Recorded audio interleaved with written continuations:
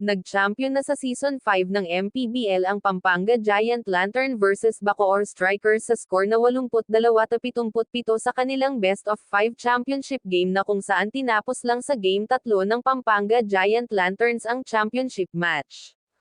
Hindi man lang pinatikim ng isang panalo ang Bacoor Strikers. Nahirang na Finals MVP si Justin Baltazar at siya rin ang naging Season 5 MVP ng MPBL. Usap-usapan din na magkaroon ng trip to Japan ang mga players at coaching staff ng Pampanga Giant Lanterns na magsisilbing reward sa kanilang mga pagsisikap para manalo ng kampeonato dito sa MPBL. Ang Pampanga Giant Lanterns ay ang panglima na team na nag-champion dito sa Maharlika Pilipinas Basketball League.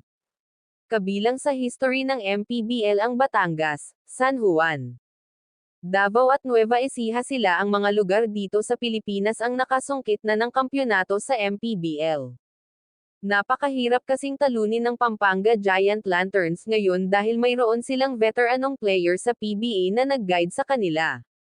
Napakalaking tulong kasi ni Arwin Santos sa team ng Pampanga Giant Lanterns kasi di biro ang experience ni Spider-Man sa PBA.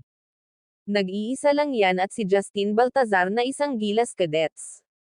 Dagdag mo pa si Encho Serrano na isang top caliber player ng MPBL.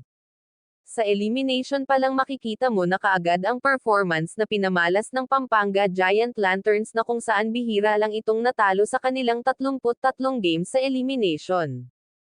Isa rin sa pinakamalaking factor ng Pampanga Giant Lanterns ang kanilang coach na si Governor Dennis Delta Pineda na kung saan malaking bagay ang kanyang ipinamalas na leadership para manalo sa mga laban nila. Samantala dadako naman tayo sa ibang istorya mga idol na kung saan trending ngayon ang top atang Los Angeles Lakers vs Houston Rockets. Dito sa game nato ay gumawa ng historic 360 layup si LeBron James para i-hype ang momentum ng Los Angeles Lakers bench. Hindi naman makapaniwala ang kakampi ni LeBron James kung paano ba daw nagawa ng isang 38-year-old LeBron James ang ganito kahirap na acrobatic shots. Lamang ang Los Angeles Lakers mula umpisa hanggang dulo. At napaiyak na lang si Dillon Brooks ng Houston Rockets dahil hindi man lang sila makahabol sa Lakers kaya sa huli panalo ang Los Angeles Lakers sa score na 177 sa pangunguna yan ni Anthony Davis na nagtala ng 27 points 14 rebounds 5 blocks at Austin Reeves nagtala ng 18 points 5 steals. LeBron James nagtala ng 16 points 4 rebounds 7 assist.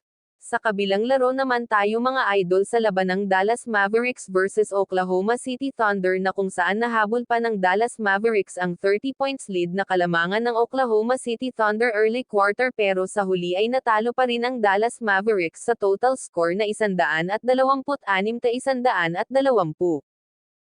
Ayang ang napakagandang performance ni Luka Doncic na nagtala ng triple-double sa score na 36 points 15 rebounds 18 assist at Derek Lively 2 with perfect field goals na May 20 points 16 rebounds 6 blocks at Jones Jr. nagtala ng 24 points 4 rebounds.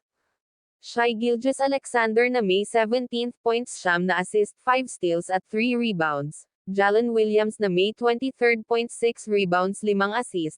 Chet Holmgren na nagtala ng 11 points 11 rebounds 5 blocks 3 assist.